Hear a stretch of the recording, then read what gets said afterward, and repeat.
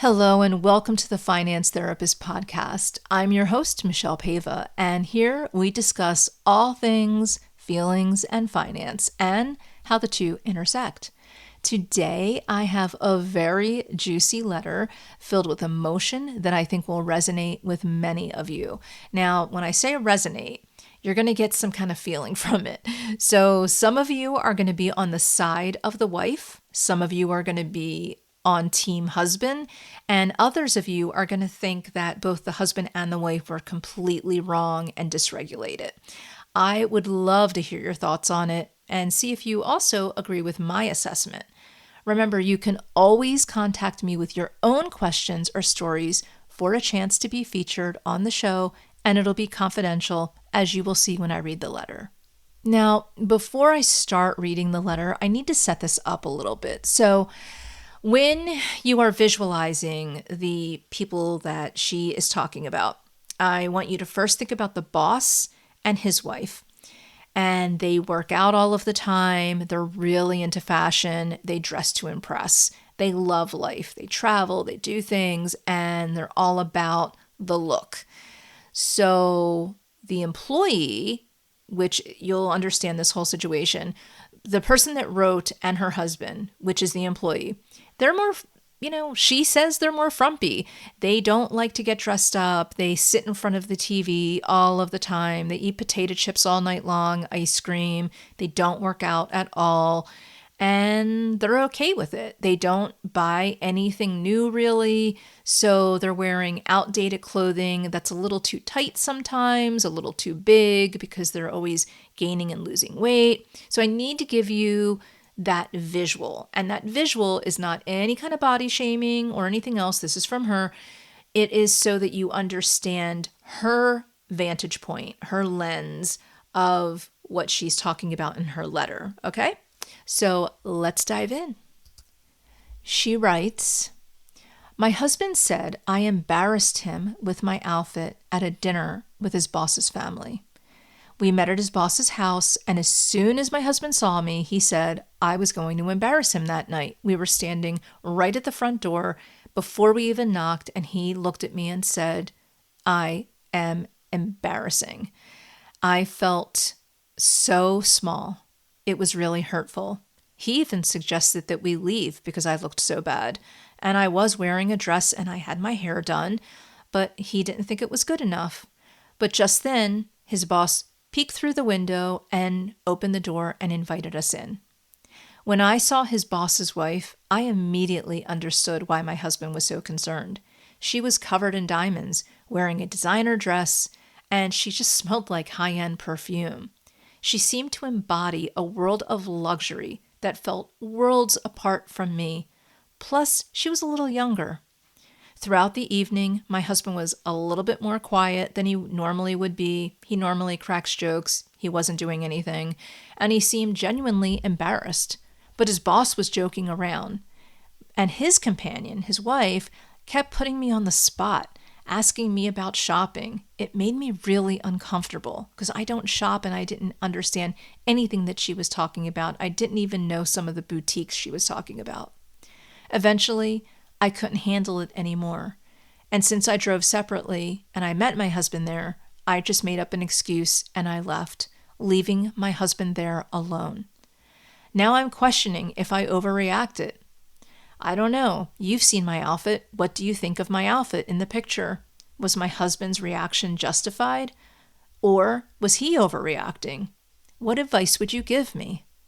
Okay, I know that you guys have opinions, right?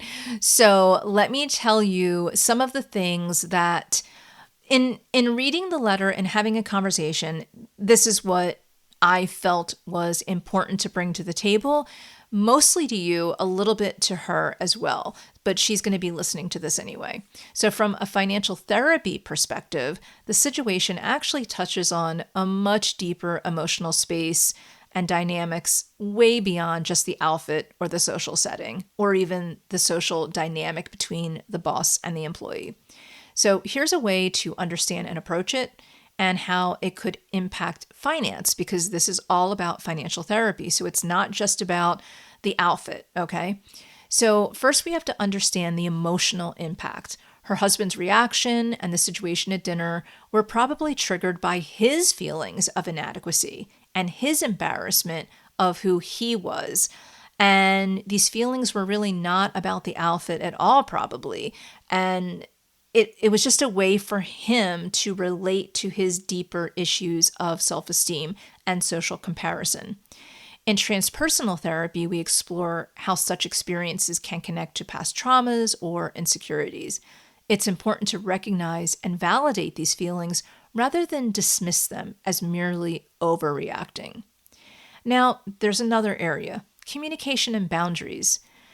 I feel like her husband's comment about being embarrassed, especially in the presence of his boss's family, could really reflect on his own insecurities or fears about social status and image. It was completely rude.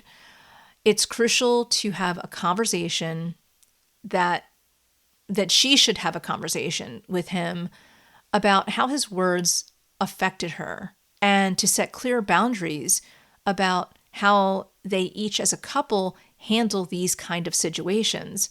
Effective communication can help bridge understanding and strengthen the relationship. Then we go into, speaking of relationships, the idea of compassion and reflection. So when evaluating her reaction and her outfit, maybe focus on self-compassion. So it is very likely that her outfit was chosen with the best intentions and her own personal style in mind. Reflecting on how she felt during the event can really provide insights into her own self-worth and her own expectations that were placed upon herself, that she placed upon herself, and that her husband placed upon her. Transpersonal therapy and financial therapy often involve embracing your authentic self, not letting external judgments undermine your confidence. Then there's also context, and this is a biggie with this experience because it depends on the style. Let's just take style right now. It seems superficial, but let's just dive into this for a minute. The contrast between her style and her husband's boss's wife's style highlights not only society differences, but also personal differences and personal expectations and ideas of what is appropriate. And although they could differ and be very authentic, they still can create pressure. It is essential to understand that these standards are subjective and do not define your value or your worth. Embracing your own style and preferences is an act of self-acceptance. I mean, one might argue that the woman who is in the more conservative dress, who is not dressing to impress, one might argue that she's the one that is more confident. The argument might be that if you're dressing to impress both the woman and the boss, if everything about them is image, then maybe it's superficial and they feel empty. So you really don't know what anyone is truly feeling about themselves just by the clothes that they're wearing. Now, I want to just dive into that for a second because I had a conversation with my friend Kellen, and we used to talk about the idea that if somebody was in sweatpants, say they're out getting their nails done, and you see one woman dressed up and she's getting her nails done, and another woman is in sweatpants, and at first you might go, oh, the woman in sweatpants is sort of lazy, she doesn't really, when I say sweatpants, like really ratty sweatpants, maybe she's lazy, she doesn't care about how she looks, or she doesn't care. She's so confident that she's comfortable just getting her nails done, and that's what she's doing. Maybe the woman who's dressed to the nines, getting her nails done, is so worried about having an image, no matter where she goes. And I know I'm talking a lot about women right now, but this is a letter that was written by a woman, and that's why I'm going into some topics that would be more understandable to women. So guys, I'm sorry about it. But let's talk about the financial impacts, okay? Because this is very, very important. So financial impact one. Let's look at short term. In the short term, situations like these can lead to impulsive spending as a way to cope with feelings of inadequacy or to match perceived social standards. For example, you might feel pressured to buy expensive clothes or accessories to avoid similar embarrassment in the future. This kind of spending, driven by emotional responses, can strain your budget and disrupt your financial stability. It's also not going to feel very authentic to you. Then there's also financial impact too, which is the long term. Long term, the stress and the strain on the relationship could lead to larger financial implications. If unresolved, ongoing tension might result in one or both partners making significant financial decisions out of alignment with shared goals, such as overspending on luxury items or just keeping up appearances and withdrawing from joint financial planning.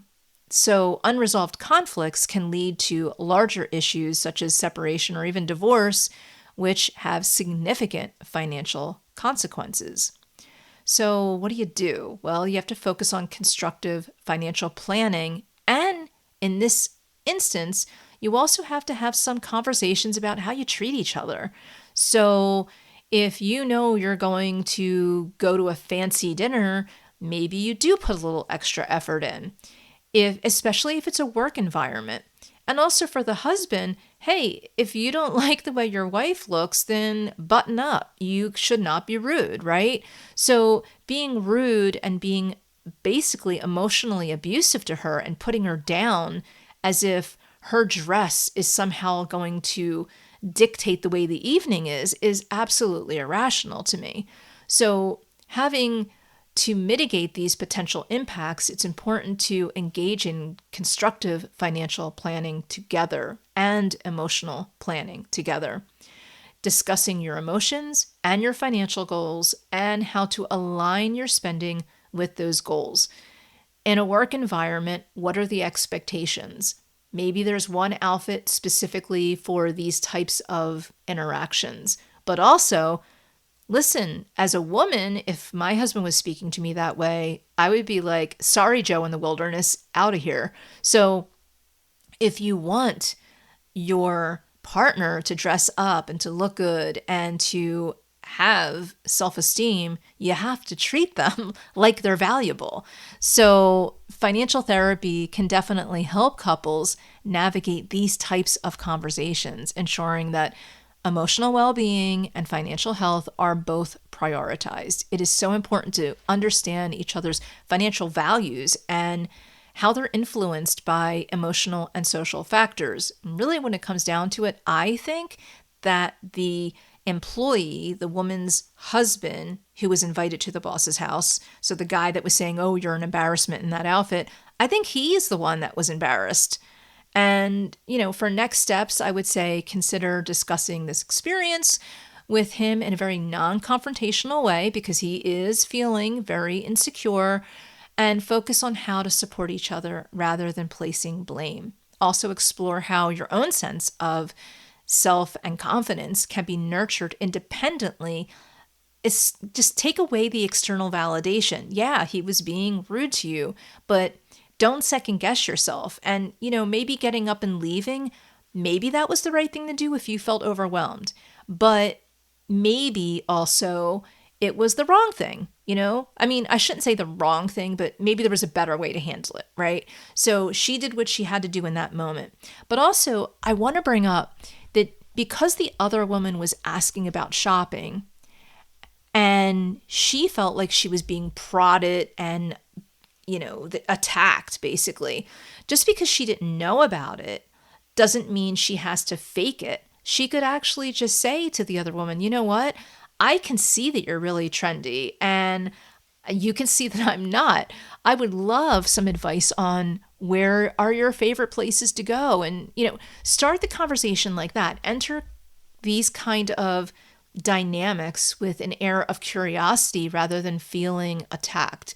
Don't let your insecurities drive you. And also, if you're letting your insecurities drive you, that vulnerability is often what creates that overspending. So ultimately, understanding the emotional underpinnings of the situation, focusing on constructive communication, practicing self-compassion will help navigate the complexities of such experiences, strengthen your emotional resilience, protect your financial well-being, yada, yada. Anyway, thank you so much for tuning into the Finance Therapist podcast. Remember, I have free resources available at thefinancetherapist.com to help you further explore the intersection of feelings and finance. I'd love to hear your thoughts on today's topic. Do you agree with my assessment? Who rubbed you the wrong way? Was it the wife, or was it the husband, or was it the boss and his wife? And if you have any questions or stories you'd like me to address on the show, don't hesitate to contact me. Until next time, take care of your own emotional and financial health. I'll talk to you soon.